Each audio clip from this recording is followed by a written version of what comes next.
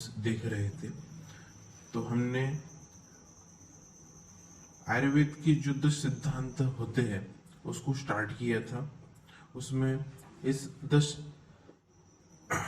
सिद्धांतों की श्रृंखला में सबसे पहले लोक पुरुष साम्य सिद्धांत देखा था और आज के ऑडियो में हम पंच महाभूत विकार समुदायात्मकम शरीरम ये दूसरा सिद्धांत देखेंगे। ये सिद्धांत देखने से पहले मैं ये बता दूं कि ये सिद्धांत जो है वो एग्जाम पॉइंट ऑफ व्यू और नेक्स्ट ईयर के पॉइंट ऑफ व्यू और फ्यूचर पॉइंट में प्रैक्टिस के दृष्टिकोण से भी महत्वपूर्ण है, क्योंकि ये पॉइंट सिर्फ क्रियाशील सब्जेक्ट में नहीं आता है, पदार्थ विज्ञान में भी इसका डिटेल से वर्णन है। यहाँ पे तो सिर्फ एक LAQ या SAQ आ सकता है, लेकिन पदार्थ विज्ञान में एक एक महाभूत के ऊपर एक एक LAQ आ सकता है।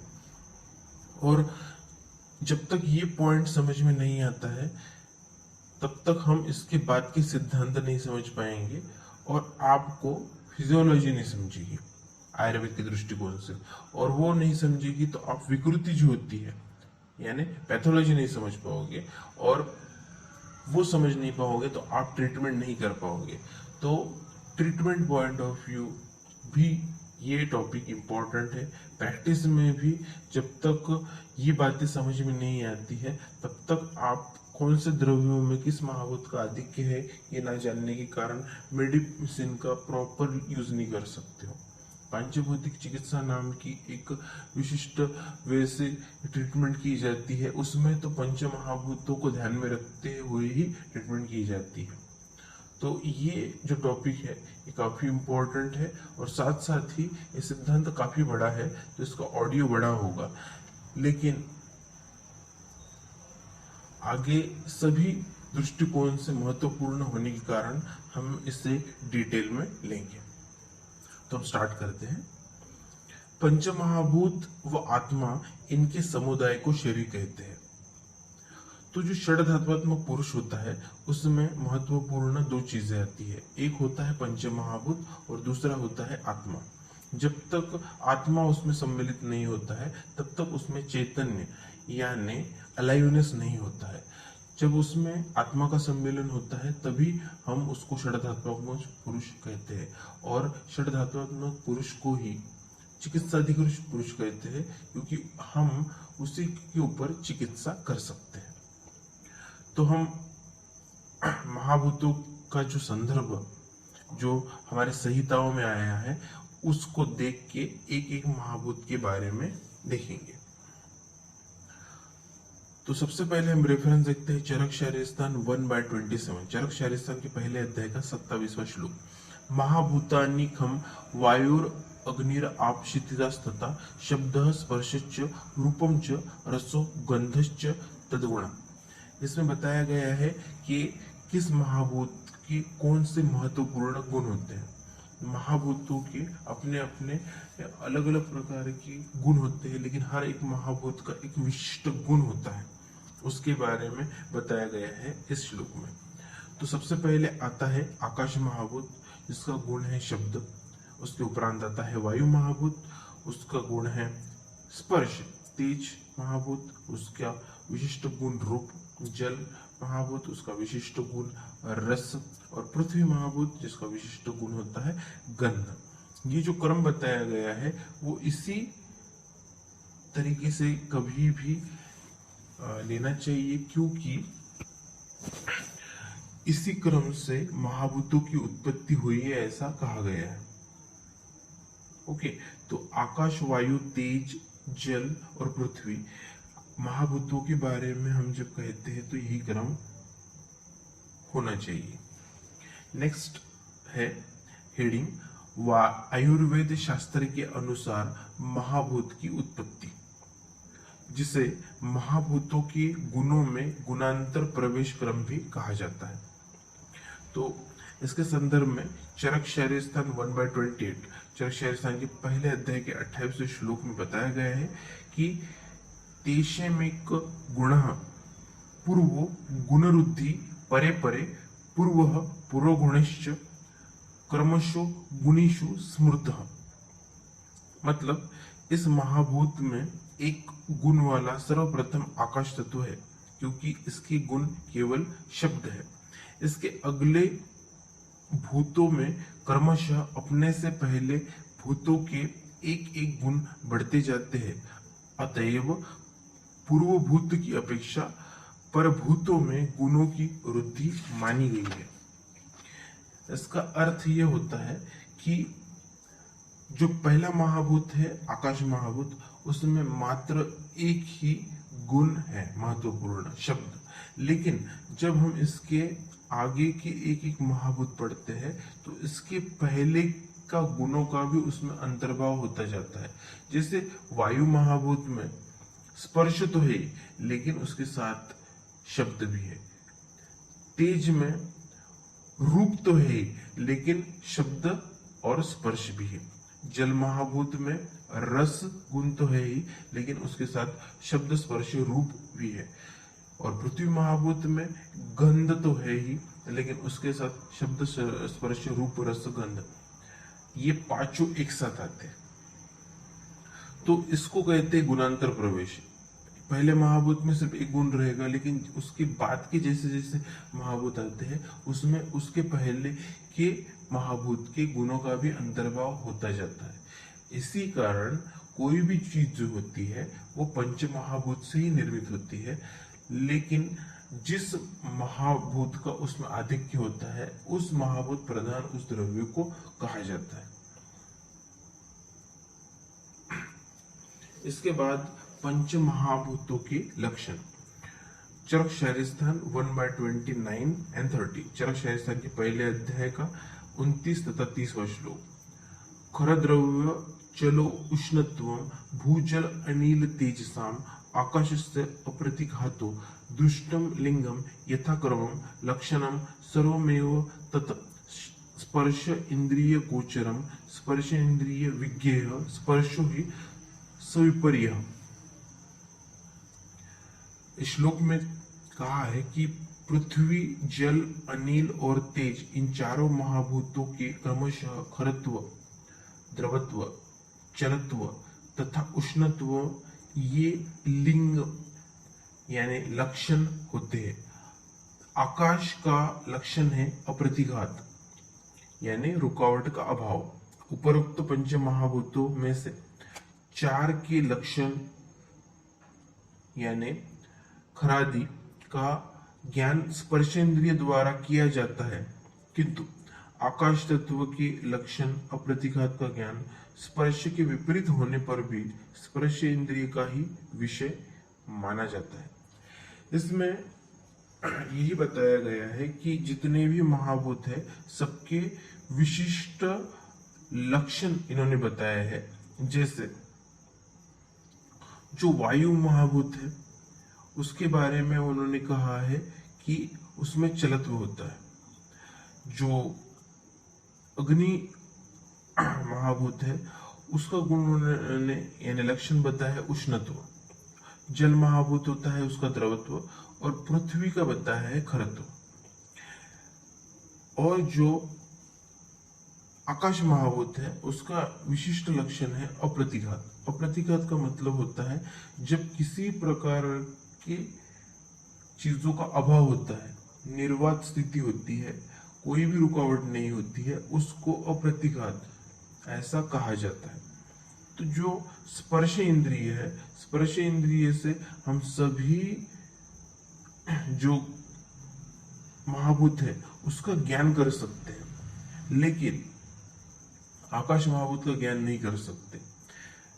परंतु कोई और महाभूत नहीं है, इसका मतलब जो निर्वात स्थिति है तो उस वक्त जो महाभूत रहता है वो आकाशी होता है।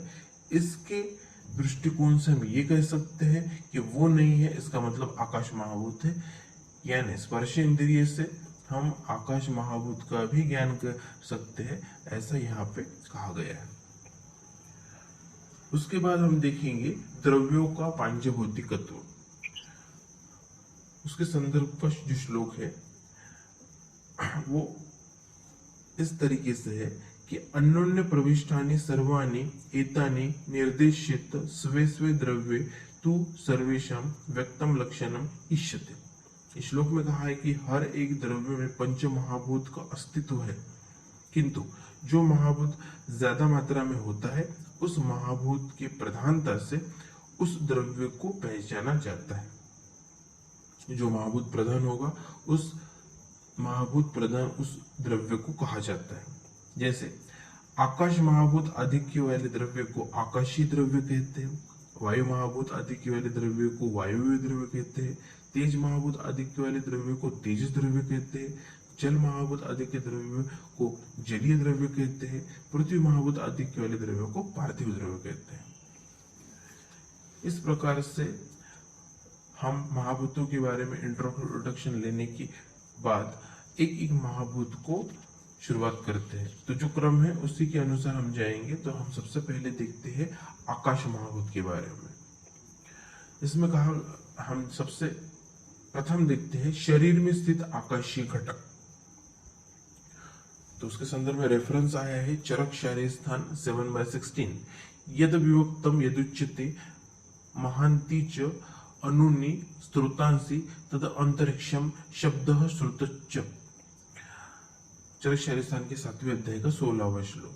तो ये जो श्लोक है 7/16 इसमें सभी महाभूतों के श्लोक बताए गए हैं कि कौन से महाभूत में कौन से घटक हमारे शरीर में होते हैं। ओके, मतलब उस महाभूत प्रधान जो घटक हमारे शरीर में दिखते हैं उसके बारे में यहाँ इस श्लोक में वर्णन किया गया है। तो सबसे पहले उन्होंने अंतरिक्ष भाव बताया है जो शरीर में विभक्त होते यानी शून्य होते हैं, बड़े और छोटे स्रोतस होते हैं, शब्द तथा श्रोतेंद्रिय, ये सब अंतरिक्ष भाव होते हैं। उन्हें कहा है कि शरीर में जितने शून्य स्थान का मतलब होता है जहां पे किसी भी प्रकार की कोई भी रुकावट नहीं है, यानी खाली स्पेसेस है। एग्जाम्पल के लिए जो हमारी डाइजेस्टिव ट्रैक है, उसके बाद हमारा रेस्पिरेटरी ट्रैक है, तो इसमें जो चीजें होती है उसके आवागमन के लिए खाली स्पेसेस दी गई है। ओके, तो ये जो खाली स्थान होते हैं बड़े और छोटे शरीर में जितने भी स्रोतस होते हैं, ओके, जिससे चीजों का यथावह आना जाना होता है और इसका मुख्य जो लक्षण है वो शब्द होता है, तो उसका इंद्रिय यानी श्रोतेंद्रिय ये सभी अंतरिक्ष भाव के अंतर्गत आते हैं। इसके बाद हम अष्टांग सूत्र स्थान 9/9 and 10 अष्टांग सूत्र स्थान 90 अध्याय का 9वां तथा 10वां श्लोक देखेंगे, जिसमें उन्होंने कहा है कि नाभसम सुष्म विशद लघु शब्द गुणोन्बलम सुशीर्य लाघव कर्म। इस श्लोक में उन्होंने कहा है कि जो आकाशीय द्रव्य होते हैं वह द्रव्य कौन से होते हैं।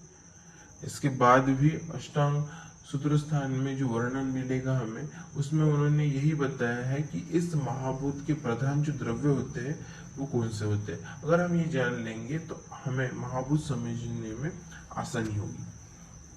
तो इस श्लोक में कहा है कि जो द्रव्य सूक्ष्म विशद लघु तथा शब्द गुण प्रधान होते हैं वह नाभस कहा जाता है। वह सोशीर्य यानी खोखलापन तथा लघुता कारक होता है। तो उनका कहना है कि जो द्रव्य सूक्ष्म होते हैं, आकाश है तो इसीलिए सूक्ष्मता ही है। उसके बाद विशद, विशद का अर्थ होता है साफ सुथरा।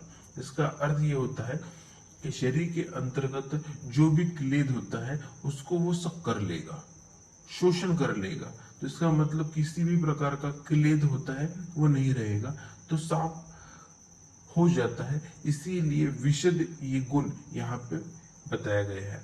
उसके बाद लघु तथा इसका मुख्य गुण शब्द गुण, इन सभी को गुण जिसमें होते हैं उसे नाभस कहा जाता है।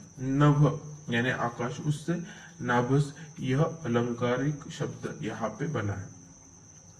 उसके आगे उन्होंने कहा है कि वो सोशीर्य तथा लघुता कारक होता है। ओके, तो ये अष्टांग हृदय सूत्र स्थान का वर्णन है।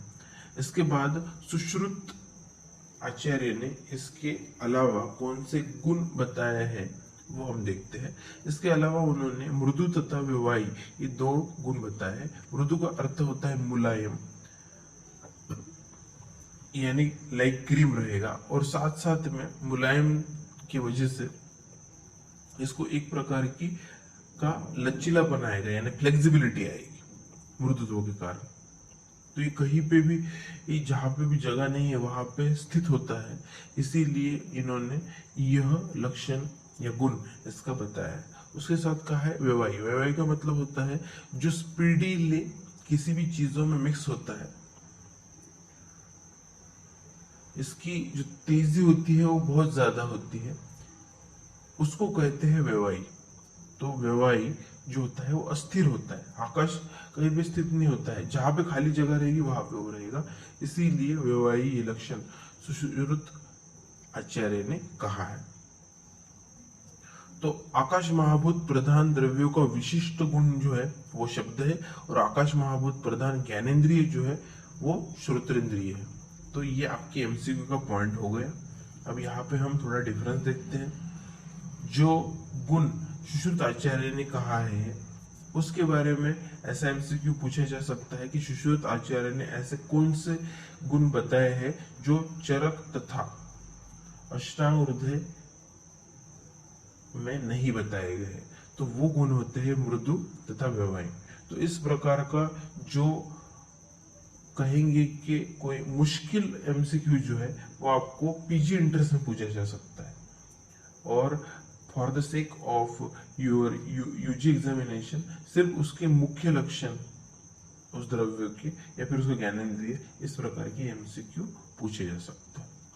तो यहाँ पे जब तक हम सुशीरता नहीं समझते तब तक हम आकाश महाभूत की विकृति कैसे होती है ये नहीं समझ सकते। इसीलिए हम देखेंगे शरीर में सौशीर्य का महत्व, यानी खोखलेपन का महत्व। तो उसके संदर्भ में 3 पॉइंट्स कहे गए हैं कि सौशीर्य के कारण शरीर में द्रव्यों का वहन होता है। तो शरीर में जो भी वहन होता है वो खोखलापन होने के कारण ही होता है, अगर वो नहीं होता तो द्रव्यों का वहन नहीं हो पाता। सेकंड पॉइंट उन्होंने कहा है कि अवकाश के कारण हलचल हो सकती है। अगर ये अवकाश नहीं होता तो एक स्ट्राउड पार्ट होता, सॉलिड पार्ट होता, जिसमें किसी प्रकार की मूवमेंट नहीं हो सकती। ये खाली स्पेसेस है, इसीलिए शरीर की जो हलचल है, मूवमेंट जो है वो हो सकती है। थर्ड पॉइंट कहा गया है कि चेहरे में जो खोखलापन होता है, हम जिसे साइनस कहते हैं, जो नोज की पोस्टीरियर पार्ट में होता है, उसके कारण लाघवता आती है। अगर ये साइनस नहीं होते तो जो वर्ड्स का फोनेशन होता है वो फोनेशन नहीं होता और हम ठीक से बात नहीं कर पाते। और उसके साथ साथ यहाँ खाली स्पेसेस होने के कारण फेस को लाघवता ही है, यानी हल्का बनाया है। तो इस 3 पॉइंट में कहा गया है ट्रांसपोर्टेशन, उसके बाद मूवमेंट एंड देन लाइटनेस। ये तीनों चीजें, ये तीनों गुण हमें सौशीर्य के कारण प्राप्त होते हैं। इसके बाद देखेंगे आकाश महाभूत की विकृति। तो इसकी होने वाली विकृति ये ट्रीटमेंट पार्ट है, इसीलिए हम इसको शॉर्ट में देखेंगे, काफी डिटेल में इसके नहीं जाएंगे। यहाँ पे कहा गया है, एक ही पॉइंट है कि स्त्रोतावरोध निर्माण होना यह विकृति का महत्वपूर्ण कारण है। तो आकाश महाभूत में अगर स्त्रोत में, क्योंकि उसका स्थान जो बताया गया है वो स्त्रोत में ही बताया गया है, तो शरीर की जो खाली स्पेसेस है, जो स्त्रोत है, उसमें किसी भी कारणवश अगर ऑब्स्ट्रक्शन आ जाता है, अगर अवरोध उत्पन्न होता है, उसका महत्वपूर्ण अप्रतिघात इस लक्षण को वो पूर्ण नहीं कर पाता है, तो उस वक्त हम ऐसा कह सकते हैं कि आकाश महाभूत की विकृति हुई है। उसके हम उदाहरण देखते हैं तो ये पॉइंट हमें अच्छे से समझ में आएगा। इसके संदर्भ में हम 3 उदाहरण देखेंगे। सबसे पहला उदाहरण है कि सीरा में रुकावट आने से रक्त वहन ठीक से नहीं होता है। सीरा एक स्रोत से, उससे ब्लड का प्लाज्मा का वहन हो रहा है, अगर वो ब्लॉक हो जाती है किसी वजह से, तो उसके कारण क्या हो जाएगा, रक्त का आवागमन नहीं होता है। हार्ट अटैक में क्या होता है, जो कोरोनरी आर्टरीज है हार्ट की, उसमें प्लग फॉर्मेशन की वजह से ऑब्स्ट्रक्शन आ जाता है, ब्लड आगे फ्लो नहीं हो पाता है और उसके कारण वो अपना फंक्शन करना बंद कर देता है और वहां पे हमें हार्ट अटैक आता है। ब्रेन में होगा तो है, वहां पे भी इसी प्रकार की विकृति उत्पन्न होगी और ब्लीडिंग होगा तो हेमोरेज होगा। तो ये काफी ड्रास्टिक कंडीशन इसके कारण उत्पन्न हो सकती है। ओके, तो मेडिकल इमरजेंसी की कंडीशन होती है। उसके साथ साथ सेकंड एग्जांपल कहा गया है कि कानों में मैला जमा होने से शब्द वहन न होने से ठीक से सुनाई नहीं देता। आपको पता है कि हमारे ईयर में जो सिवेसिस ग्लैंड होती है उससे सेबम का सिक्रीशंस होता है। वो इसलिए होता है कि बाहर की कोई भी अगर वायु आती है उष्ण तथा शीत, तो उसके कारण इंटरनल जो टिम्पैनिक मेम्ब्रेन होता है जिसे कानों का पर्दा कहा जाता है, उसको किसी भी प्रकार की जो हार्म होता है वो नहीं होना चाहिए। तो और जो हवा होती है वो उसको थोड़ा नॉर्मलाइज किया जाए, इसीलिए वहां पे वैक्स का सिक्रेशन होता है, सेबम का सिक्रेशन होता है। तो ये हमारे प्रोटेक्शन के लिए ही होता है, लेकिन अगर ये ज्यादा मात्रा में हुआ तो वो वहां जमा होने के कारण हमें ठीक से सुनाई नहीं देता। इसीलिए प्रॉपर इंटरवल के बाद हमें कानों को साफ करना चाहिए। तो ये ऑब्स्ट्रक्शन हो गया शब्दवहन के लिए, तो ये भी आकाश महाभूत की विकृति के अंतर्गत आता है। और एक एग्जाम्पल देखते हैं कि पित्ताशय में पित्त की अशमरी होने से पित्त का वहन आंतों में नहीं होता है। पित्ताशय यानी गॉल ब्लैडर, तो गॉल ब्लैडर में अगर गॉल स्टोन बन जाते हैं, पित्ताशमरी बन जाती है, तो उसके वजह से पित्त का जो पित्ताशय से वहन डिओडिनम में second part of first part of small intestine में जो होना चाहिए वो नहीं हो पाता है, और फिर वहां पे मिक्सेशन जो होता है पाइल का वो नहीं हो पाएगा। तो ये भी आकाश महाभूत की विकृति का ही लक्षण है। तो इस प्रकार से आकाश महाभूत की विकृति है। और इसके उपरांत हम दूसरे महाभूत के बारे में देखते हैं। सेकंड महाभूत है वायु महाभूत। तो सबसे पहले जिस क्रम से हमने आकाश महाभूत देखा था उसी क्रम से हम इसके बाद की भी महाभूतों को देखेंगे। तो सबसे पहला पॉइंट आएगा शरीर में स्थित वायुव्य घटक, चरक शारीर स्थान 7/16, चरक शारीर स्थान के 7वें अध्याय का 16वां श्लोक। यदु उच्छ्वास प्रश्वास उन्मेष निमेष आकुंचन प्रसरण गमन प्रेरणा धारणादि तद वायुविवम स्पर्श स्पर्शनम च। इसमें कहा गया है जो उच्छ्वास होता है यानी एक्सपिरेशन होता है, यानी हम एयर को शरीर के बाहर निकालते हैं, एक्सहेल करते हैं, या फिर प्रश्वास होता है यानी इंस्पिरेशन होता है यानी हम एयर को इनहेल करते हैं लंग्स में। उसके बाद उन्मेष और निमेष, इसका मतलब पलकों का झपकना, अंगों का आकुंचन यानी फ्लेक्शन, और प्रसरण यानी एक्सटेंशन।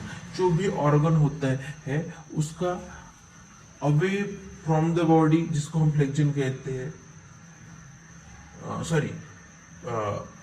टूवर्ड्स द बॉडी जिसको हम फ्लेक्शन कहते हैं, और अवे फ्रॉम द बॉडी जिसको हम प्रसारण कहते हैं, फ्लेक्शन और एक्सटेंशन। ये भी वायु के द्वारा होता है। उसके बाद गमन, गमन का मतलब होता है जाना, गमन का अर्थ होता है जाना। उसके बाद फिर क्योंकि हम एक जगह पे स्थित नहीं रहते, हम मूवेबल है, हम एनिमल है, तो हमारा एक जगह से दूसरे जगह पे जो जाना होता है, हमारा वहन होता है, तो उसके लिए इन्होंने गमन यह टर्म कही है। उसके बाद प्रेरण, इसका मतलब स्टिमुलेशन, और धारण यानी कंट्रोल आदि सब स्पर्श एवं स्पर्शन यह अवायवीय भाव होते हैं। तो शरीर में उच्छ्वास प्रश्वास उन्मेष निमेष ये जो होता है वो वायु के कारण होता है, ऐसा कहा गया है। और आकुंचन प्रसरण गमन प्रेरण धारण, इसका मतलब हमारे बॉडी में जितने भी सेंसेस होते हैं। तो नर्वस सिस्टम के अकॉर्डिंग अगर हम देखते हैं तो फ्रॉम ब्रेन सबसे पहले stimulation from body to brain जाता है, जिसको हम कहते हैं सेंसरी नर्व, और देन फिर ब्रेन टू बॉडी, उसको कहते हैं मोटर नर्व। तो ये जितनी भी चीजें होती है, इस सेंसेस को जाने की वजह से ही शरीर में जो हमने अभी वर्क बताया है, काम बताया, वो हो पाते हैं। तो यहाँ पे हम ये कहेंगे कि जो नर्वस सिस्टम का काम होता है वो वायु महाभूत के अधीन होता है। उसके सिवाय भी हमें जो भी प्रेरणा मिलती है, जो हमें हार्मोनल के द्वारा भी मिलती है और कंट्रोल भी किया जाता है, तो ये हार्मोनल का सिक्रीशंस भी under the control of brain होता है। कहीं कहीं पे सडन एक्शन होती है तो उसमें जैसे रिफ्लेक्स एक्शन होती है। तो ये सभी की सभी चीजें जो होती है शरीर में, ये वायु महाभूत के अधीन आती है। उसके बाद हम अष्टावक्र सूत्र स्थान 9/8 and 9, अष्टावक्र सूत्र स्थान के 90 अध्याय का 8वां तथा 9वां श्लोक देखते हैं, जिसमें कहा है कि वायव्यम रुक्ष विशद लघु स्पर्श गुणोल्बनम रोक्ष लाघव वैशद्य विचार ग्लानि निकराकम। इसका अर्थ होता है कि जो द्रव्य रुक्ष होते हैं, यानी रफनेस जिसमें ज्यादा होती है, विशद होते हैं यानी वही जो साफ सुथरा करने का कार्य करते हैं, जो हमने आकाश महाभूत में देखा, लघु होते हैं यानी जो लाघवता उत्पन्न करते हैं, हल्कापन देते हैं, तथा स्पर्श गुण प्रधान होते हैं, क्योंकि स्पर्श ये उसका महत्वपूर्ण गुण है। वह वायव्य द्रव्य कहे जाते हैं। वह रुक्षता, लाघवता, विषदता, विचरणशीलता एवं ग्लानि कारक होते हैं। तो इसमें जो गुण है रुक्ष, उसके कारण रुक्षता ये उत्पन्न करेगा, ओके, यानी रफनेस करेगा, सूखापन उत्पन्न करेगा, क्योंकि वायु महाभूत का वो गुण होता है। जैसे उष्ण वेदर में वायु अगर उष्ण होती है तो वो क्या करती है, जल को अपने साथ लेके चलती है, तो उसके कारण रुक्षता उत्पन्न होती है। उसके बाद विषद तो इसका गुण है, वो भी जल को सक कर लेता है, तो उसके कारण विषदता उत्पन्न होती है। लघु गुण के कारण लघुता उत्पन्न होती है। विचरणशीलता का मतलब होता है एक से दूसरी जगह पर जाना, तो शरीर के अंतर्गत के भाव पदार्थों को यहाँ से वहां लेके चलता है, तो विचरणशीलता ये उसके कारण उत्पन्न होती है, क्योंकि वायु वात दोष है, उसी का कार्य यहाँ पे होता है। उसके बाद फिर ग्लानि यानी हर्षक्षय। तो अगर हर्ष का मतलब होता है स्टिमुलेशन पार्ट, जो हम नॉर्मल अगर हम अपना वर्कआउट करते हैं तो कह सकते हैं कि हर्ष युक्त है, लेकिन अगर ये नहीं कर पाते, इसका मतलब क्या हुआ है, हर्ष का क्षय हुआ है, तो जो चक्कर आती है तो उसमें हम अपने वर्कआउट नहीं कर पाते हैं, न उसको कंट्रोल नहीं रहता है, तो ग्लानि की जो कंडीशन होती है वो ज्यादा डिहाइड्रेशन के कारण हो सकती है। तो वो द्रव्य जो होते हैं, जो वायु महाभूत प्रधान होते हैं, वो इसके समान होता है, ऐसे बताने का यहाँ पे प्रयास किया गया है। तो जो भी हम आहार घटक ग्रहण करते हैं उसके वजह से पांचों महाभूत का पाचन तो होता है, लेकिन ये जो गुण बताए गए हैं, जब उस महाभूत प्रधान द्रव्यों का ज्यादा मात्रा में सेवन होता है तब ये लक्षण उत्पन्न होते हैं। नॉर्मली तो महाभूत का पोषण होता ही है आहारों के कारण और वो ठीक से चलता है, लेकिन अगर ज्यादा मात्रा में ग्रहण हो जाते हैं तो वो इस प्रकार की ग्लानि इत्यादि प्रकार की विकृतियां उत्पन्न कर सकते हैं। तो यहाँ पे इसका एमसीक्यू पॉइंट ऑफ व्यू से हम देखेंगे कि वायु महाभूत प्रधान द्रव्यों का विशेष गुण स्पर्श होता है, तथा वायु महाभूत प्रधान ज्ञानेंद्रिय जो होता है वो स्पर्शनेन्द्रिय होता है, यानी त्वक होता है। अब शरीर की गति विकृति, अगर गतियों में शरीर की विकृति होती है, यानी वायु घटक की विकृति, तो हृदय की गति बढ़ना या कम होना, यानी जो हार्ट रेट होता है, HR होता है, वो ज्यादा होना या कम होना। सेकंड पॉइंट है नाड़ी गति बढ़ना या कम होना, यानी जो पल्स रेट होती है, PR होता है, वो बढ़ना या कम होना। देन श्वास की गति बढ़ना या कम होना, यानी रेस्पिरेटरी रेट जो RR होता है वो बढ़ना या कम होना।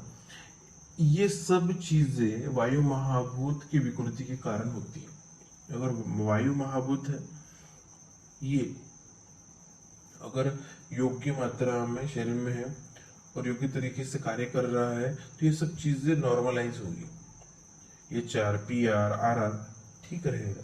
लेकिन अगर ये महाभूत में विकृति होती है किसी प्रकार की, तो इन शरीर के महत्वपूर्ण काउंटिंग्स में फ्लक्चुएशन आएगा।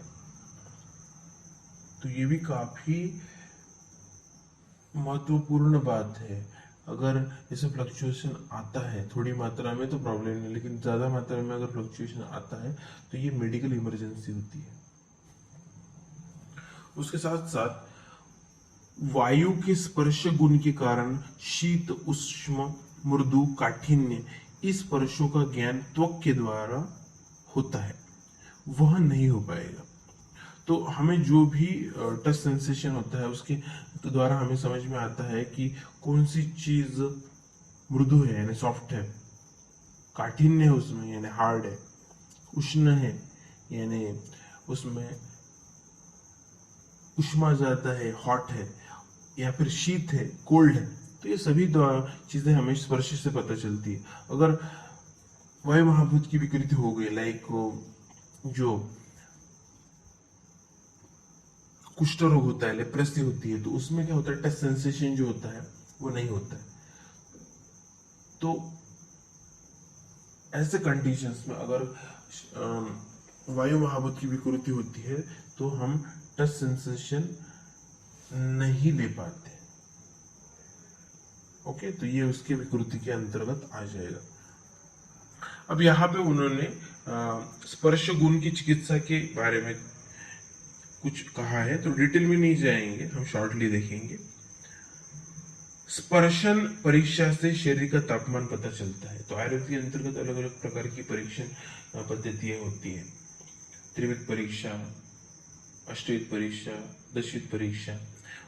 उसमें जो त्रिविध परीक्षा होती है जिसमें दर्शन, स्पर्शन तथा प्रश्न आता है, तो ये जो होता है हम टच करके टेम्परेचर देखते हैं या फिर पता करते हैं कि स्पेसिफिक ऑर्गन में हार्डनेस है या सॉफ्टनेस है। ये सब चीजें हम स्पर्शन परीक्षा से देखते हैं। तो स्पर्शन परीक्षा से हम बॉडी टेम्परेचर देखते हैं। टेम्परेचर आपको पता है किसी भी प्रकार की कोई व्याधि नहीं है, बल्कि टेम्परेचर जो है ये एक लक्षण है जो शरीर में विकृति होती है उसको दर्शाता है। तो ये पता करने के लिए हम स्पर्शन परीक्षा का इस्तेमाल करते हैं। तो इस प्रकार से स्पर्श गुण चिकित्सा में महत्वपूर्ण है। सेकंड पॉइंट कहा गया कि औषधि द्रव्यों का लेप त्वचा पर लगाना यह स्पर्श परीक्षा का ही भाग है। कोई मेडिसिन का एप्लीकेशन अगर हम बॉडी के ऊपर करते हैं और उससे ट्रीटमेंट करने की कोशिश करते हैं तो ये भी स्पर्शन परीक्षा के अंतर्गत आ जाएगा। जैसे एग्जाम्पल, अगर दाह होता है तो उस स्थान पे चंदन का लेप कर सकते हैं। तो ऐसे किसी चीजों का लेप करना कि वो चीजें ठीक हो जाए, तो ये भी स्पर्शन परीक्षा के अंतर्गत ही आता है। तो ये चिकित्सा के उपयोग के ये पॉइंट्स यहाँ पे बताए गए हैं।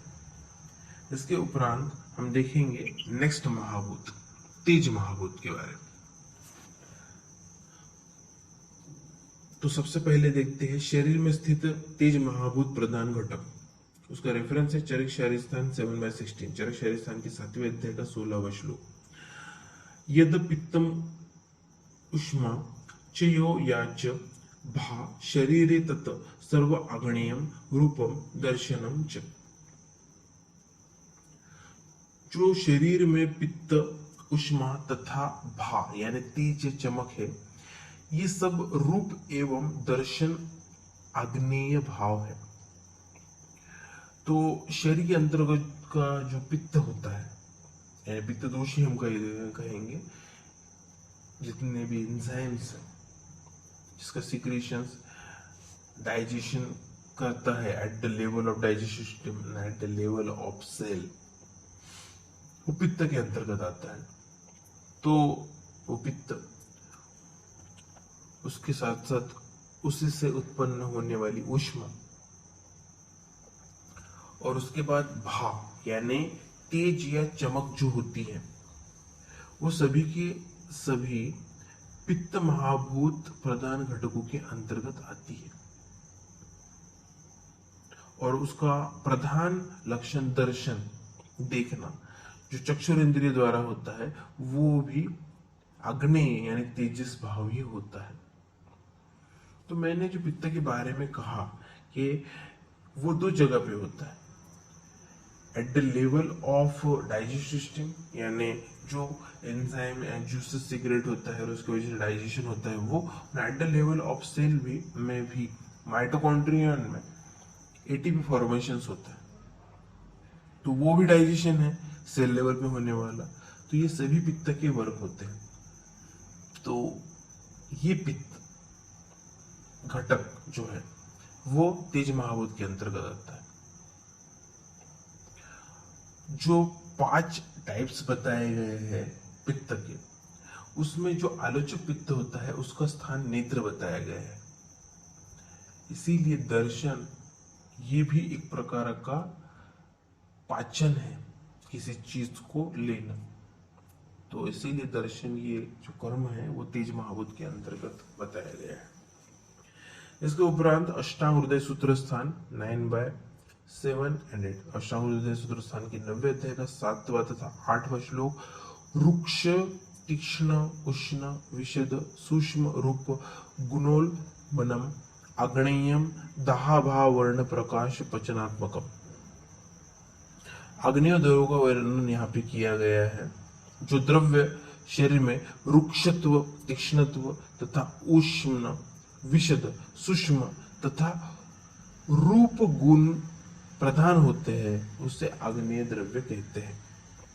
जो द्रव्य ग्रहण करने के कारण हमें हमारे शरीर में रुक्षता उत्पन्न होती है, तीक्ष्णता उत्पन्न होती है। जैसे एग्जाम्पल के तौर पे अगर हम लंका लेते हैं यानी मिर्च लेती है, तो ये जो होती है ये कटु रसात्मक होती है, और उसका ग्रहण करने की वजह से शरीर में रुक्षता, तीक्ष्णता, उष्णता, विषदता, सूक्ष्मता, ये चीजें होती है।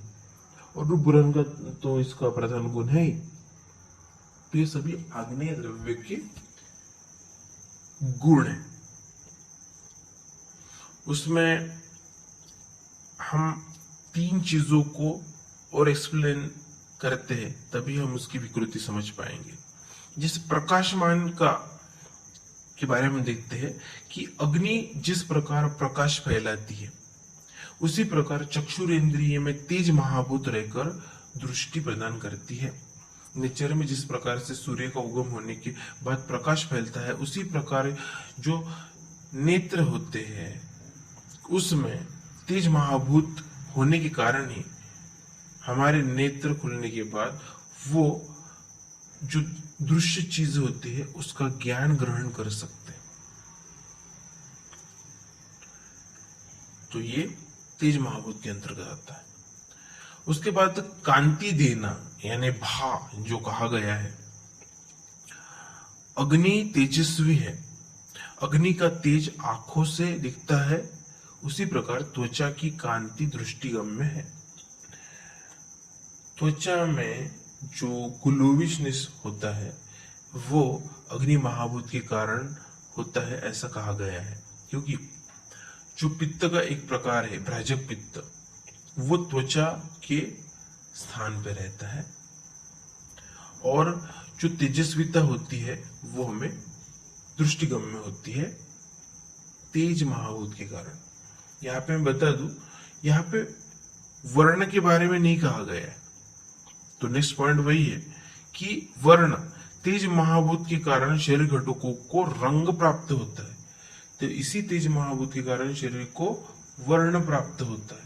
यानी जो भी कलर होता है, गौर वर्ण, श्वेत वर्ण, श्याम वर्ण, जो भी वर्ण हमें नॉर्मली मिलते हैं, अगर एनिमल्स में देखेंगे तो उनको अलग अलग प्रकार के वर्ण मिलते हैं, तो वो सभी वर्ण तेज महाभूत के प्रदान द्वारा ही किए जाते हैं।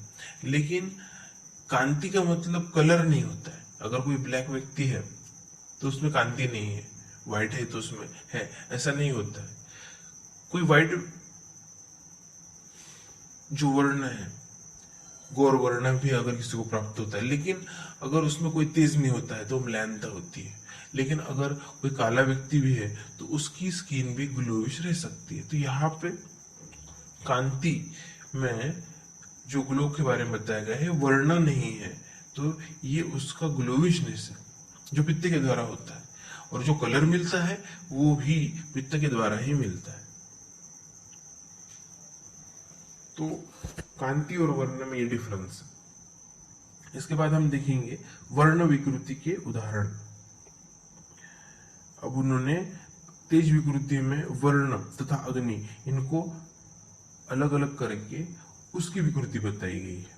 जैसे वर्ण विकृति के एग्जाम्पल्स में आता है, पित्त रुद्धि में त्वचा, नेत्र, मूत्र पीले वर्ण की होती है। तो नॉर्मली जॉन्डिस में लक्षण हमें मिलता है, तो पित्त रुद्धि अगर होती है तो त्वक में, नेत्र में, मूत्र तो नॉर्मली भी पीले वर्ण का होता है, लेकिन वो ज्यादा हो जाता है, तो ये पित्त विकृति दर्शाता है।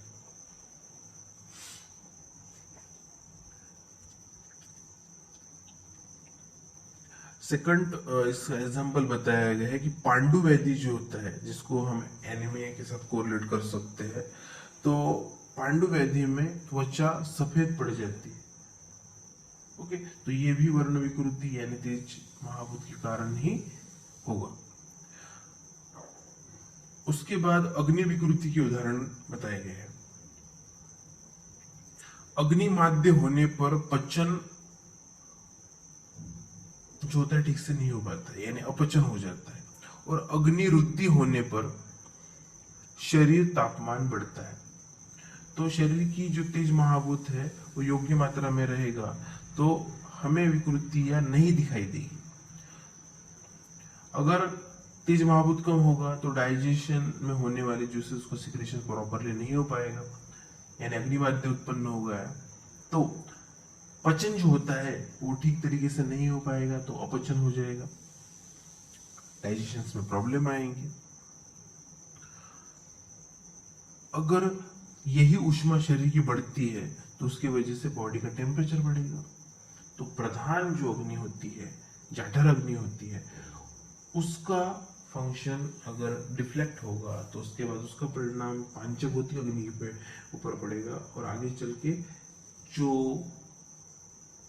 सप्त धात्वाग्नि होती है उसके ऊपर भी परिणाम होगा। और आयरन में तो कहा है कि सर्वोपि मंदाग्नि। तो इसीलिए तेज महाभूत की विकृति नहीं होनी चाहिए, इसके तरफ हमें विशेष ध्यान देना चाहिए। और जो अग्नि होती है वो तेज महाभूत के ऊपर ही डिपेंड होती है। तो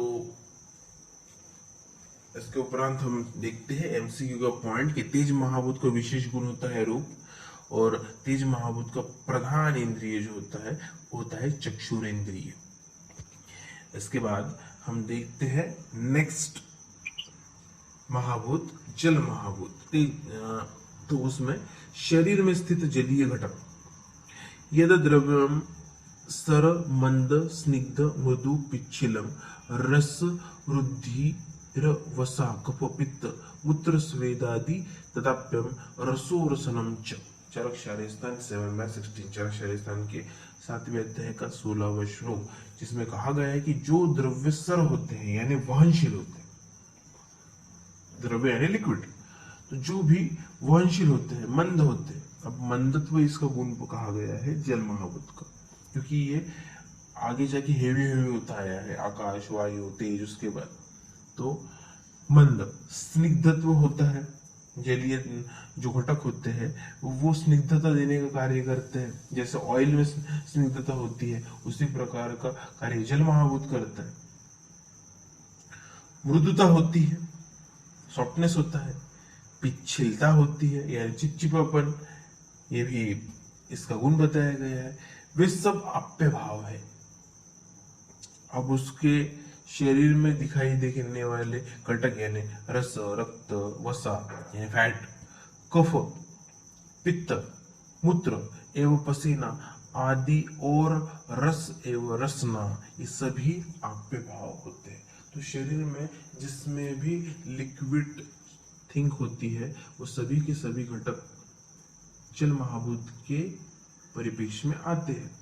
अब यहाँ पे पित्त आया है जो इसके पहले तेज महाभूत में भी आया था। तो शरीर में जो कुछ भी सिक्रेशंस होते हैं एंजाइम्स के, HCl का सिक्रेशन होता है। HCl जो है उसका pH एट डाइजेस्टिव सिस्टम वो 3 to 3.5 इतना होता है, एसिडिक है पूरा, लेकिन फिर भी उसका वहन होता है और वहन के लिए तो जल महाभूत चाहिए ही। तो इसीलिए पित्त वहां पे भी आएगा तेज महाभूत में, और यहाँ पे जल महाभूत के अंतर्गत भी वो आएगा। उसके बाद जो आप्य द्रव्य होता है उसका वर्णन हम देखेंगे। अष्टावृद्धि सूत्र स्थान 9/6 and 7, अष्टावृद्धि सूत्र स्थान के 90 अध्याय का 6 तथा 7वां श्लोक। द्रव्य शीत गुरु स्निग्ध मंद सांद्र रसोल बनम आप्यम स्नेहन विशद क्लेद प्रहलाद बंधकृत। जो द्रव्य शीत होते हैं, गुरु होते हैं यानी हेवी होते हैं, स्निग्ध होते हैं, मंद होते हैं, सांद्र का अर्थ होता है जो शरीर का पोषण करने वाले होते हैं, जो हमें प्रसादन करते हैं, तृप्ति प्रदान करते हैं, उसको कहते हैं सांद्र। जैसे एग्जाम्पल के तौर पर अगर आप बाहर काफी उष्मा है और आप घर पे आते हो और उसके बाद अगर आपको शरबत मिलता है तो वो जो अनुभूति होती है वो तृप्ति है, उसी को प्रसादन कहा जाता है। तो वो प्रसादन होता है, शरीर का पोषण हुआ वहां पे।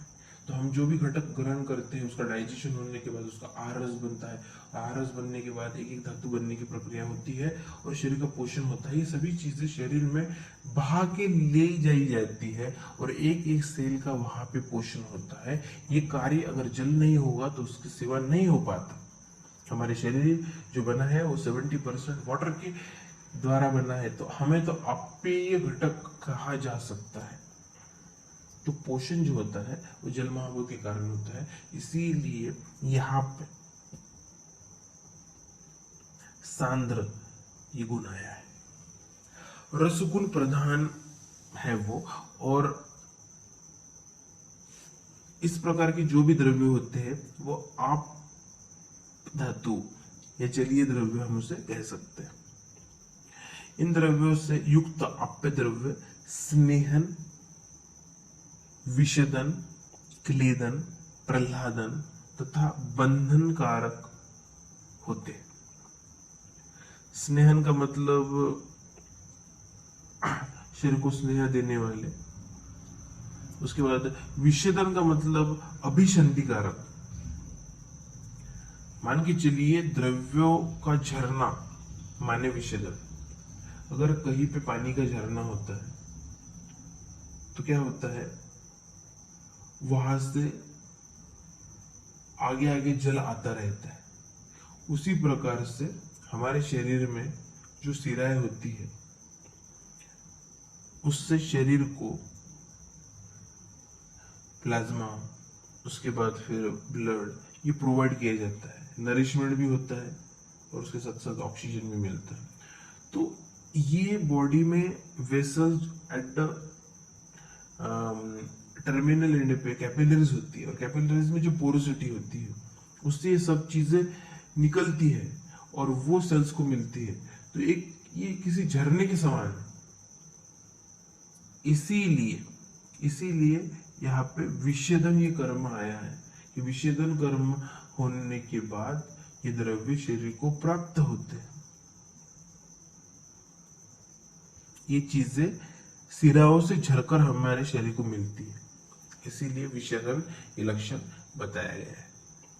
उसके बाद क्लेदन यानी गीलापन, प्रहलादन यानी आनंद या तृप्तिकर। अगर पोषण होगा तो आनंद की भावना उत्पन्न होगी, रिजॉइस होगा, डिलाइट होगा, इसीलिए प्रहलादन आया है।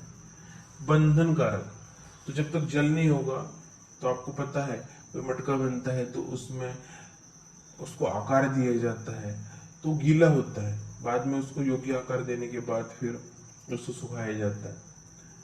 तो उसी प्रकार से शरीर को जब तक जो बांधने की क्रिया होती है, जो बनने की क्रिया होती है, उसमें जल महत्वपूर्ण होता है, वो आप्य द्रव्यों के अंतर्गत आता है।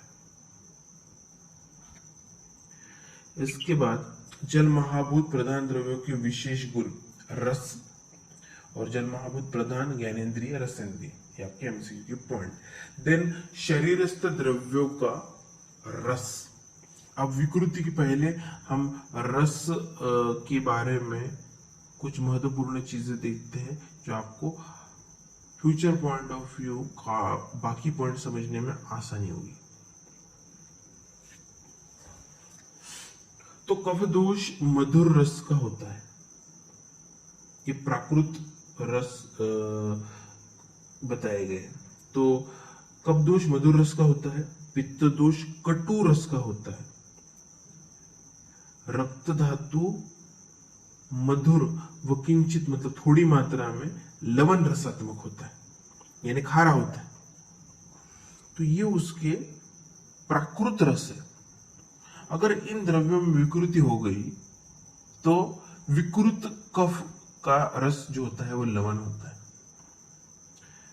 विकृत पित्त यानी पित्त की अगर वृद्धि होती है और वो विकृत होती है तो उसका जो रस होता है वो आम्ल होता है, खट्टा होता है। तो मीठे से खारा हो जाएगा कफ, और पित्त ये तीखे से खट्टा हो जाएगा। ये उसमें होने वाली विकृति के कारण होता है। रक्त में भी हुई होगा, उसका जो प्राकृत रस है वो बदल जाएगा। जैसे एक और व्याधि का एग्जांपल लेते हैं, मधुमेह यानी डायबिटीज मेलाइटस, जिसमें मूत्र जो होता है मधुर रसात्मक होता है, और उससे हमें ये पता चलता है कि वहां पे विकृति हुई है। पहले के समय में जो टेस्टिंग होती थी नहीं हो पाती थी, और अगर मूत्र को चींटियां लगती थी तो उससे इसका ज्ञान किया जाता था कि मधुमेह व्याधि उत्पन्न हुई है। तो रसों का ज्ञान होना आवश्यक इसलिए। चिकित्सा में रस गुण का उपयोग, तो मधुर, अम्ल और लवण ये रस वात शामक होते हैं।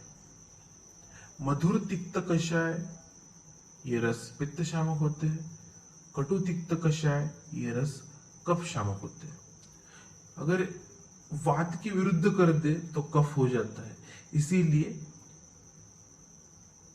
कटु तिक्त कषाय रस के कारण वात की वृद्धि होगी, जबकि मधुर अम्ल लवण रस के कारण कफ की वृद्धि होगी। शमन का मतलब होता है कम करना, और उसके उल्टा वृद्धि। और मधुर तिक्त कषाय के कारण अगर पित्त का क्षमन होता है तो उसको छोड़ के अम्ल, लवण और कटु इस रस के द्वारा पित्त की वृद्धि होगी। तो अगर हमें पहले से पता रहता है कि कौन से रस का वो द्रव्य है, तो ये हमें ट्रीटमेंट में उपयोगी होता है।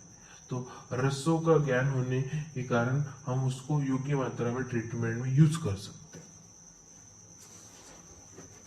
इसके बाद जल महाभूत की विकृति।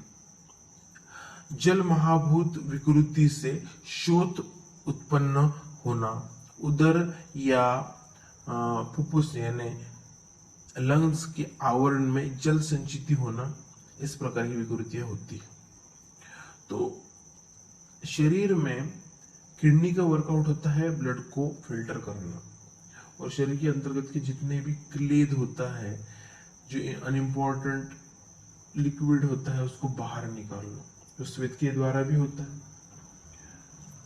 लेकिन जब ये क्रिया प्रॉपर वे से नहीं हो पाती है तो शरीर में स्वेलिंग उत्पन्न होती है, ज्यादा मात्रा में जल महाभूत शरीर में संचित होने लगता है, तो ये उसकी विकृति हो गई। उदर का मतलब होता है असाइटिस, उसमें भी जल की वृद्धि होती है पेट में, तो ये विकृति है। तो उसके डिटेल में हम नहीं जाएंगे, उसके अलग अलग टाइप्स वगैरह, लेकिन ये जल महाभूत की विकृति का कारण होता है। अगर जो प्ल्यूरा कवरिंग होती है लंग्स की, तो इंटरनल होती है विजरल और एक्सटर्नल होती है पैराइटल, उसके बीच का जो स्पेस होता है, अगर उसमें जल संचित होती है, प्लूरल इफ्यूजन होता है, तो ये भी जल महाभूत की विकृति का ही उदाहरण है। तो ये इस प्रकार से थी जल महाभूत की विकृति। उसके बाद है नेक्स्ट महाभूत, लास्ट महाभूत, पृथ्वी महाभूत, पार्थिव महाभूत। तो इसमें सबसे पहले शरीर में स्थित पार्थिव घटक, तद यद विशेषतः स्थूलम स्थिरम मूर्ति मद गुरु खर काठिन्य अंगम नख अस्थि दंत मांस चर्म वर्चः केश श्मश्रु लोम कंडरा आदि तद पार्थिवम गंधो घ्राणम च। चरक शायस्तान 7/16, चरक शायस्तान के 7वें अध्याय का 16वां श्लोक। शरीर में जो विशेष रूप से स्थूल होते हैं, यानी हमें दृष्टिगोचर होते, दिखते हैं, मोटे होते, स्थिर होते एक जगह पे, मूर्तिमान होते, यानी उसका प्रॉपर शेप एंड साइज होता है, गुरु होते, हेवी होते, खर होते, उसका कोई टेक्सचर रहता है, ओके, स्मूथ रफ, तो हमें उसका टेक्सचर पता चलता है, इसीलिए खर आए हैं। तथा कठिन अंग होते हैं जिसमें हार्डनेस होती है, वो सभी पार्थिव द्रव्य होते हैं। तो उसके शरीर में जो अवयव है, जैसे नख है, नाखून है, नेल है, अस्थि है, एंड देन इसका मतलब बोन, दांत है, टूथ है, टीथ, मांस हमारे मसल्स, चर्म यानी त्वक, त्वचा, स्किन, वर्चस, वर्चस ये मल का पर्याय है, पुरुष जो मल है उसको ही वर्चस पर्यायी नाम है, तो वो फिकल मैटर। देन केश, श्मश्रु और लोम, तो शरीर के अलग अलग पार्ट के ऊपर जो केश होते हैं उसको अलग अलग नाम है। जैसे अगर सर पर अगर बाल होते हैं उसको केश कहते हैं, दाढ़ी मूछ के बाल है तो उसको श्मश्रु कहते हैं, और त्वक के ऊपर के अगर बाल होते हैं उसको लोम कहते हैं। ये सभी, उसके बाद कंडरा है यानी टेंडन, ये सभी अंग और गंध जो उसका प्रधान गुण है जो नासिका के द्वारा लिया जाता है, ये सभी पार्थिव के अंतर्गत आते हैं। तो पार्थिव द्रव्यों का जो वर्णन अष्टांग सूत्र स्थान में किया गया है, उसमें कहा है तत्र द्रव्यम गुरु स्थूल स्थिर गंधो गुणोन्वनम पार्थिवम गौरव स्थिरे संघात पचयावहम। अष्टांग सूत्र स्थान 9/5 and 6, अष्टांग सूत्र स्थान के 90 अध्याय का 5वां तथा 6ठा श्लोक। उक्त पंच महाभूतात्मकम द्रव्यों में जो द्रव्य गुरु होते हैं, हेवी होते हैं, यानी स्थूल होते हैं, हमें दिखाई देते हैं, स्थिर होते हैं, अचल होते हैं, एक जगह पे होते हैं, तथा गंध गुण प्रदान होते हैं, वे सभी पार्थिव द्रव्य कहे जाते हैं। इन द्रव्यों से युक्त पार्थिव द्रव्य में गुरुता, वो शरीर में क्या उत्पन्न करेगी, तो ये द्रव्य अगर इसके प्रधान द्रव्य हम अगर ग्रहण करते हैं तो वो शरीर में गुरुता उत्पन्न करेंगे, हमें स्थिरता प्रदान करेंगे, संघातता देंगे यानी ठोसपना देंगे, तथा उपचय शरीर की पुष्टि होगी, पुष्टिकारक होते हैं। तो पार्थिव घटक हमें गुरुता देंगे, एक वेट देंगे, हेवीनेस देंगे, स्थिरता प्रदान करेंगे, ठोसपना देंगे, और शरीर की पुष्टि उसके द्वारा होती है, क्योंकि पृथ्वी महाभूत बढ़ाने वाले घटक भी मधुर, अम्ल, लवण, रसात्मक ही होते हैं जो शरीर की पुष्टि करते हैं। देन पृथ्वी महाभूत विशेष गुण गंध और पृथ्वी महाभूत प्रधान ज्ञानेन्द्रिय, ग्रहणेन्द्रिय, ये आपके एमसीक्यू के पॉइंट। देन शरीर में स्थित पार्थिव द्रव्यों के कुछ वैशिष्ट्य होते हैं, उसके कुछ यूनिक फीचर्स होते हैं, वो हम देखते हैं। उसके अंतर्गत दो ही पॉइंट दिए गए। पहले पॉइंट में कहा है कि पार्थिव द्रव्य स्थिर, टिकाऊ होते हैं, जल्दी नष्ट नहीं होते। तो आपको पता है कि दंत, अस्थि, ये जो होते हैं ये पार्थिव के अंतर्गत आते हैं, वो जल्दी नष्ट नहीं होते। मेडिको लीगल भी इसका इंपॉर्टेंस है। अगर बॉडी का को डिकम्पोज होती है तो उसमें भी अस्थि तथा दंत सबसे लास्ट में डिकम्पोज होते हैं। उसके डीएनए टेस्टिंग से हमें लीगल इंफॉर्मेशन उसकी मिल सकती है। ओके, तो ये इंपॉर्टेंट है पार्थिव द्रव्य के संदर्भ में। सेकंड पॉइंट कहा गया है कि शरीर में विविध द्रव्यों का गंध उस द्रव्यों में स्थित पृथ्वी महाभूत का अस्तित्व दर्शाता है। तो किसी भी चीज का अगर गंध आता है तो उस महाभूत का, पृथ्वी महाभूत का उसमें जो अस्तित्व होता है वो बताता है। एग्जाम्पल के तौर पर बताया गया कि रक्त धातु का विस्र गंध, एक विशिष्ट गंध होती है रक्त को, जिसको विस्र गंध कहा गया है। पुरुष की विशिष्ट गंध होती है पुरुष गंध, मूत्र गंध, स्वेद गंध। ये सभी जो मल है या फिर रक्त धातु है, तो इसका जो गंध हमें विशिष्ट आता है, तो ये पृथ्वी महाभूत उसमें स्थित है, इसके बारे में कहा गया है। अब मूत्र, उसके बाद रक्त, स्वेद, ये सभी जलीय घटक है, तो जल महाभूत के अंतर्गत आते हैं, लेकिन उसका गंध आता है, इसका मतलब उसमें पृथ्वी महाभूत भी प्रेजेंट होता है, वो उसी को दर्शाता है। इसीलिए कहा गया कि हर घटक जो होता है पंच महाभूत से बना होता है। अब गंध में अगर विकृति होती है, ये जानेंगे तो हम पृथ्वी महाभूत की विकृति जान सकते हैं। तो हम देखते हैं गंध विकृति के उदाहरण, एग्जाम्पल्स। नंबर 1, साम पुरुष की दुर्गंध पचन विकृति को दर्शाती है। तो सामता, इसका अर्थ जो भी हम आहार ग्रहण करते हैं उसका पाचन होता है और उससे आहारस बनता है, लेकिन अग्नि में किसी भी प्रकार की विकृति के कारण जब आहार का पाचन ठीक से नहीं होता है और विकृत मल की निर्मित होती है और धातु बनते हैं, वो भी विकृत बनते हैं, तो उसके कारण जो आम उत्पत्ति होती है, जो धातु में और मल में पाई जाती है, उसी को सामता कहा गया है। तो अगर मल में सामता आई है, इसमें इसका मतलब जो फीकल मैटर हो, कभी कभी उसमें कुछ चिपचिपा पार्ट आता है तो विकृत है, और उसको ही साम पुरुष कहते हैं। तो उसकी एक विशिष्ट दुर्गंध आती है, वो पचन विकृति को दर्शाती है। अगर हमें पता है कि इस प्रकार की गंध ये पचन विकृति को दर्शाती है, तो ये हम पेशेंट को पूछ के पता कर सकते हैं कि उसके डाइजेशन में प्रॉब्लम है, इसका मतलब, और वैसा गंध वहां पे उसको मन में आया है, इसका मतलब कहीं ना कहीं डाइजेस्टिव सिस्टम में प्रॉब्लम है, विकृति है, अग्निमाद्य है। स्थूल्य विकार में स्वेद दुर्गंधि मेद धातु की विकृति सूचित करती है। जो स्थूल्य होता है, नॉर्मल नहीं, विकृतिकारक स्थूल्य होता है, तो उसमें स्वेद की एक विशिष्ट दुर्गंध आती है, वो ये दर्शाती है कि मेद धातु की विकृति है। तो ये गंध विकृति के कुछ एग्जांपल्स। और उसके बाद कहा है कि पृथ्वी महाभूत की विकृति में इसके साथ क्या आता है, तो पृथ्वी महाभूत विकृति में अति स्थूल्य, अस्थि, मांस, मेद, इनमें गुल्म या अर्बुद होना,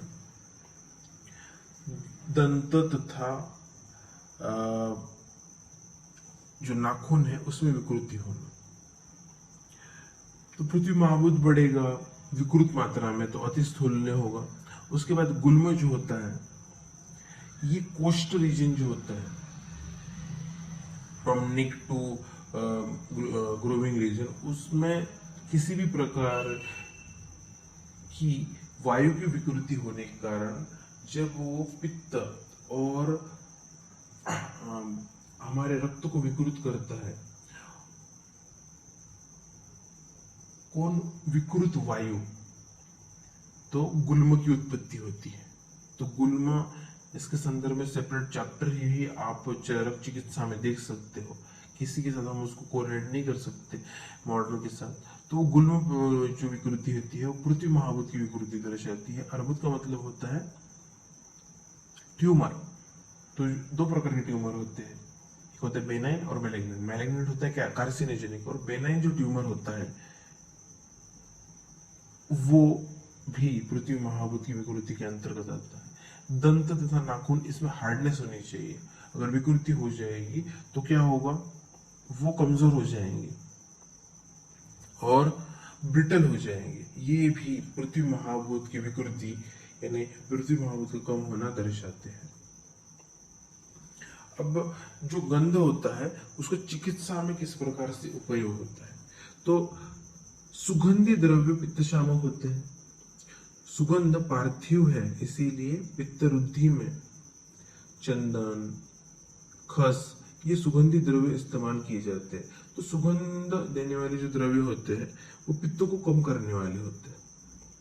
ओके, तो जब पित्तरुद्धि होती है और पित्तरुद्धि के कारण अलग अलग प्रकार की व्याधि उत्पत्ति होती है, उस वक्त हम इस प्रकार के सुगंधी द्रव्य को यूज कर सकते हैं। सुगंधी द्रव्य मुख्यतः पृथ्वी महाभूत के आधिक्य वाले होते हैं, जैसे चंदन और खस बताया गया है। तो इसको हम यूज करके पित्त की विकृति को भी ठीक कर सकते हैं। यहाँ पे हमारे पांचों महाभूत हो गए हैं। अब उसके संदर्भ में विकृति समझने के लिए हम एक छोटा सा पॉइंट देखते हैं कि महाभूतों के विकृति का स्वरूप। तो महाभूत, उसकी वृद्धि और क्षय। अगर आकाश महाभूत है, उसमें अगर वृद्धि होती है तो उसकी वजह से अस्थिक्षय होती है। आपको पता है कि बोन में पोरोसिटी होती है, जहाँ पे बोन मारो होता है। जब आकाश महाभूत अगर बढ़ता है तो उसके अंदर की जो पोरोसिटी हो बढ़ जाएंगी, और वो बढ़ने के कारण अस्थि का क्षय होता है। तो ऑस्टियोपोरोसिस जो ओल्ड एज में होता है, तो उसमें तो आई है पोरस, तो पोरोसिटी बढ़ जाती है, ऑस्टिया यानी बोन की। तो वो अस्थि वृद्धि, उसमें आकाश वृद्धि जब होती है तब हमें ये विकृति देखने को मिलती है। अगर आकाश महाभूत का क्षय हो जाता है तो अस्थि की वृद्धि होगी। अब आउटग्रोथ आती है कभी कभी बोन्स के ऊपर, जैसे कैल्केनियंस पर, कैल्केनियंस जो बोन होता है टेरासल्स का, उसमें आउटग्रोथ हो गई।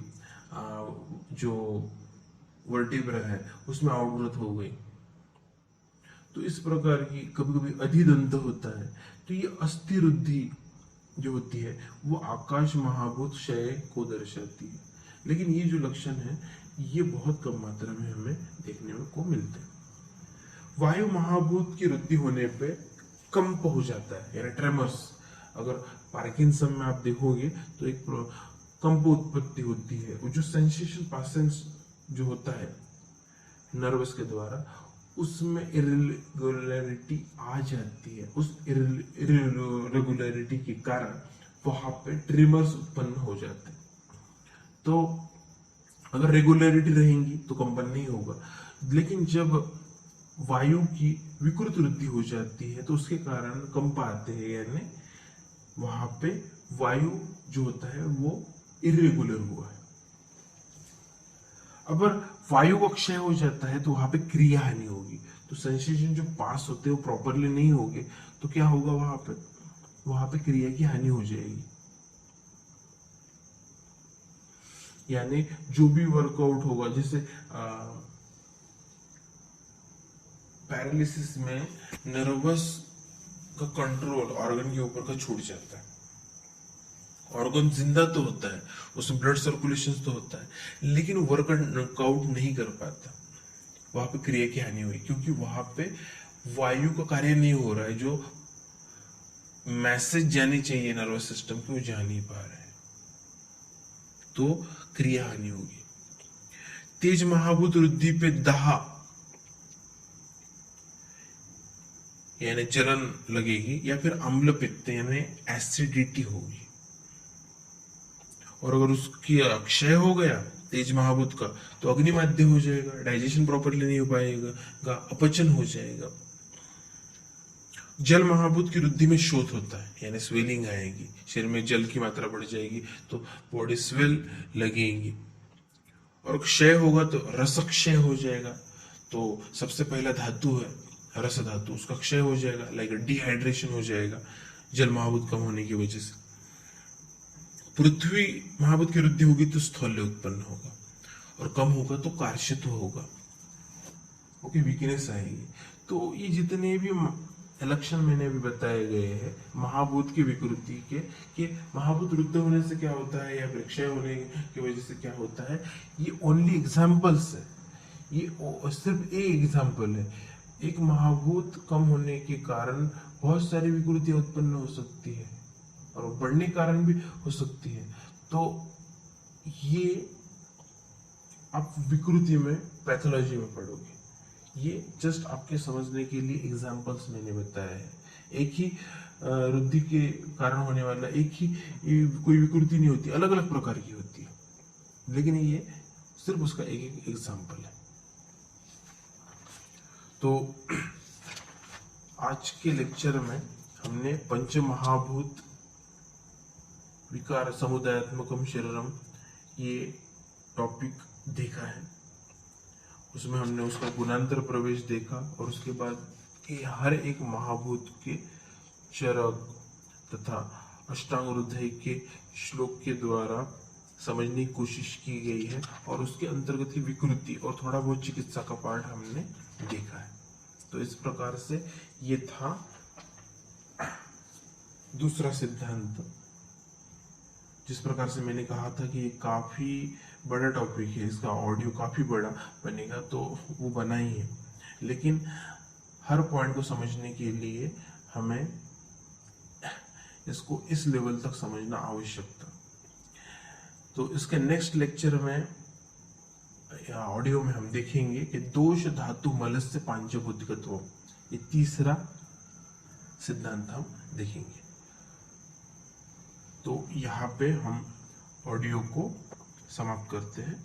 Good day.